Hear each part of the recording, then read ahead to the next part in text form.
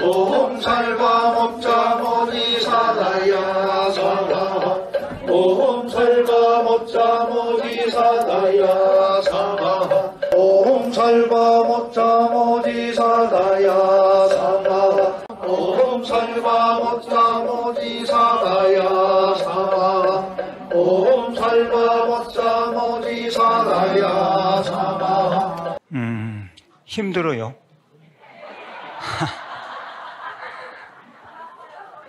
폼이 좀 힘든 것 같아. 아이고, 이걸 가지고 힘든다 하면 말이 안 되지. 대관음사 금강계단 보살계 해서 부처님 진신사리가 거기에 모셔져 있습니다.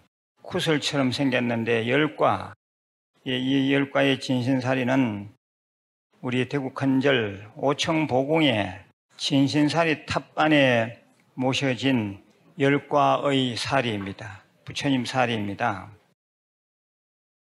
보살계 십중대계라, 10가지 중한계라 해서 십중대계라 하였고, 1계에서부터 제10계까지 죽이지 말고 방생하라 그랬고, 훔치지 말고 보시하라, 사음하지 말고 청정을 지키라, 거짓을 말하지 말고 바른 말하라, 술로서 허물 짓지 말고 늘 껴있으라.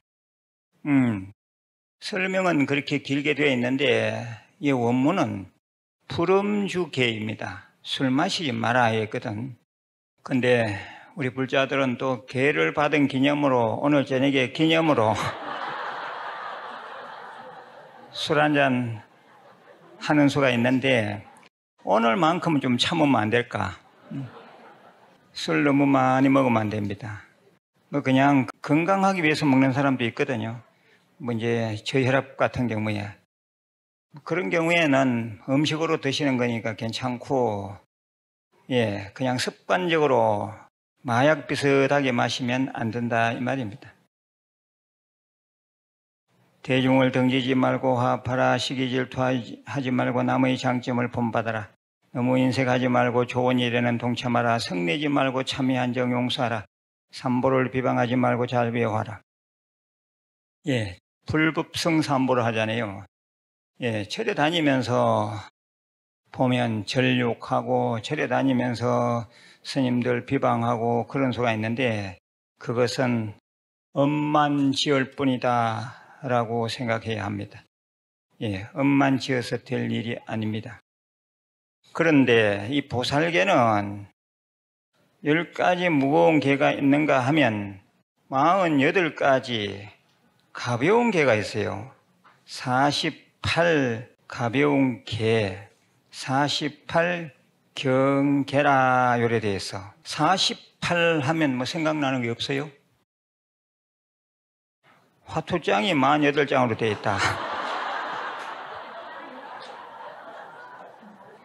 시골에 살면서 뭐 화투 안 쳐봤습니까? 화투 다 쳤을 건데 뭐 고수도, 미나토, 600 이런 거 있죠. 우리는 어릴 때부터 제가 초등학교도 들어가기 전에 한 5살부터 화투에 입문했어요. 그래서 미나토는 말할 것도 없고 600, 또 뭐 치코땡이, 뭐 뻥 그런 거 잘해요. 48만 보면 화투장이 생각나. 48 가벼운 계라. 가벼운 계라 하지만 막 그냥 안 하는 게 좋아, 이게. 제1계 스승을 공경하라 그랬고, 제16계 사리 사욕을 위해 잘못 행동하지 말라.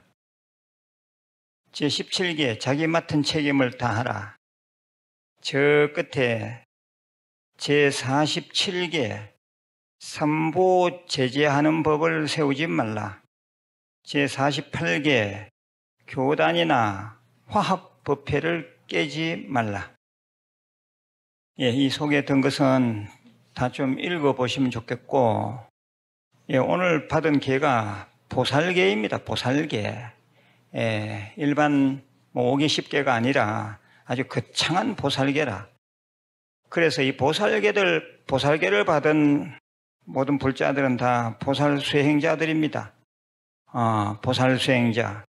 보살 수행자들은 이 십중대계 48경계를 지키려고 애를 써야겠고, 아울러서 보살의 10가지, 보살의 11가지, 또는 보살의 6가지 이 바라밀 덕목을 잘 실천해야 합니다.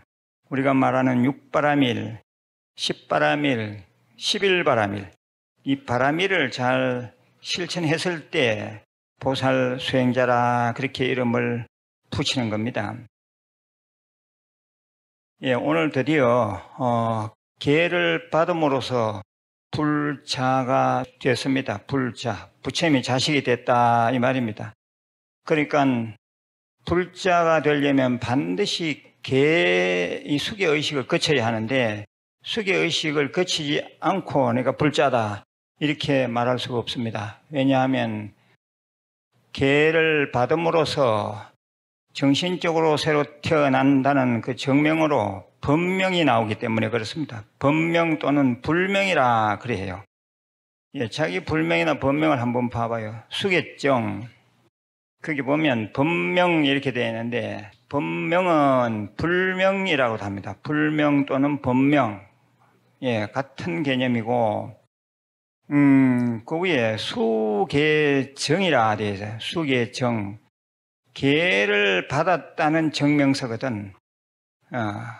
우리가 수계했느냐, 계를 받았느냐, 이렇게 표현해야지, 너 수계 받았나, 이래 하면 안 된다고 제가 방송에 누차 얘기했는데도 우리 기자들이 오늘 대관음사에서 우리 불자들이 수계 받았습니다 그러거든요. 그거는 말이 틀리는 겁니다. 계를 받았다 또는 수계했다 이렇게 말해야 돼요. 오늘 대구 큰절에 가서 계 받았다 이렇게 말해야지, 수계 받았다 이래 하면 계를 받은 사람이 또 받는 거니까 수계 받았다 하면 이중 표현이라, 그건 자기가 계를 주는 계사가 되는 것입니다. 그러니까 말에 어폐가 있는 거죠. 요 말 표현을 좀 잘 해보길 바랍니다. 나 계 받았다. 오늘 내가 보살계 받았다 말이 되지. 근데 수계 받았다 이래 하면 말이 안 되는 겁니다. 숫자에 이미 받을 숫자가 있는데 수계 받았다 하니 그건 말의 어폐가 있는 거죠. 한번 따라해 봐봐요. 계 받았다, 보살계 받았다, 수계했다. 그렇게 표현하시기 바라고, 여기 법명이 그렇게 나와 있는데, 법명을 처음 보면 좀 생소할 수도 있고, 딴 사람처럼 나는 좀 왜 괜찮은 법명이 안 나왔을까, 조금 마음이 안 드는 사람도 있을 겁니다. 뭐 반야니, 뭐 반야시민이, 뭐 보리니, 보리시민이, 이런 법명이면 좋을 텐데 왜 나는 내 이름이 이럴꼬. 자기 근기를 생각해 봐봐요. 자기한테 딱 맞도록 지어놓은 곳이니까 막 그것에 쓰는 게 좋습니다. 정이 마음에 안 들면 다음에 계를 한 번 더 받을 때 그 이름을 안 적어내면 다른 이름이 또 나올 수가 있습니다. 그래서 우선은 뭐 니한테는 이 법명이 맞는가 보다 생각하고 그냥 받아들이셔서 그냥 사용하시면 됩니다. 그 앞에 보살님은 법명이 뭔고? 옆에 이름 뭐예요? 법명이 뭔고? 법하심이라. 마음에 안 든다고? 마음에 안 든다는 기준이 무엇인고? 마음에 안 든다는 본인의 기준이 뭐예요? 심자? 심자가 얼마나 좋은데? 불교는 마음 닦는 종교라고 볼 수도 있고요. 84,000법문을 다 하나로 딱 한자로 말하라면 마음 심자 안에 있다 이랬거든. 근데 왜 그게 안 좋다고 생각할까? 참 이상하네. 그게 본인이 가지고 있는 고정관념이라. 예. 옛날에 뭐 심자 들린 남자한테 차였던지 보살님이 맞대 심자 들린 남자한테 차였대요. 그런 거 이제 다 버리고 아무튼 우선 막 그 법명이 좋다고 생각하고 예, 그 법명을 잘 받아들이시길 바라고요. 이 수계증을 가지고 가셔서 벽에다가 이렇게 좀 붙여 놓으세요. 벽에다가 가족들도 보고 가족들이 야 그거 뭐고 그 용도 2마리 있고 그 창하네 그거 뭐고 야 이게 수계증이라는 건데 이 대단한 거라고 가족들한테 자랑을 좀 해요. 그래 친척들이 와서 보고 야 니 불자가 나 불자다 어떡할래. 예. 당당하게 나 대관음사 가서 기회를 받았고 대관음사에서 공부 중이고 나는 대관음사를 의지해서 내가 지금 열심히 정진하고 있다. 그렇게 해야지 우리 부처님이나 신장님이 보시고 그래 너야말로 나의 진정한 제자다. 내가 너를 지켜주리라. 예, 그렇게 예, 신장들까지도 다 아주 환심을 내지 않겠느냐 이 말입니다. 예, 계율은 여러 번 받을수록 좋고 계율을 받지 않는 경우에는 반드시 받아야 되고 예, 나는 이런 계살림이 있을 때마다 와서 받는다 하는 분들이 있는데 예, 그건 자기 마음을 단속하는 그런 의미로 봤을 때는 예, 계살림이 있을 때마다 와서 받는 것은 아주 좋은 일입니다. 그래서 자기가 받은 법명이 마음에 들면 그 법명을 그 기입을 하면 됩니다. 나는 이미 법명이 있다.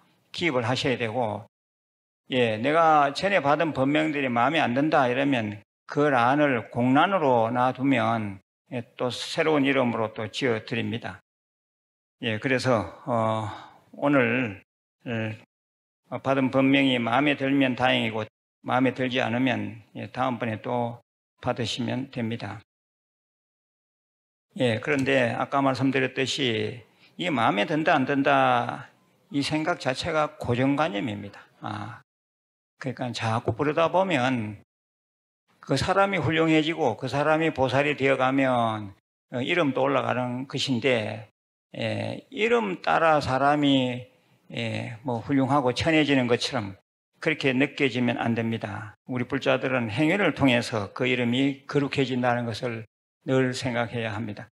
예, 우리는 이 계를 받아서는 이제는 아주 당당한 불자가 되어야 돼요. 그리고 또 늘 정진해야 되고, 늘 수행해야 합니다. 수행해야 되고, 또 불교 공부도 좀 제대로 열심히 해야 합니다.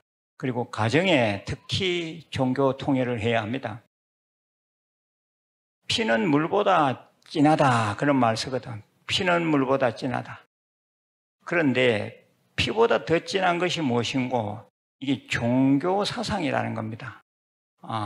가정에도 종교가 여러 막 섞여 있거나 특히 개신교하고 막 섞여 있으면 가정 화합이 될 수가 없어요.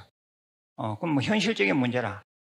예, 물론 이제 불자들이 수용 능력이 있고 마음의 폭이 넓어서 다 받아들이긴 하지만은 그래도 그 아주 힘든 일입니다.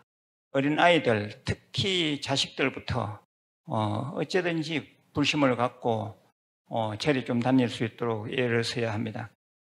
예, 세상살이가 좀 어렵더라도 예, 가정에 종교 사상이 잘 통일되어 있으면 별로 어렵지 않습니다. 이 사상의 문제가 굉장히 큰 겁니다. 견해의 차이. 예. 뭐 우리나라는 지금 좌판이 우판이 싸우고 그러잖아요. 예, 남과 북이 대결하고 있고 이게 전부 사상의 문제거든.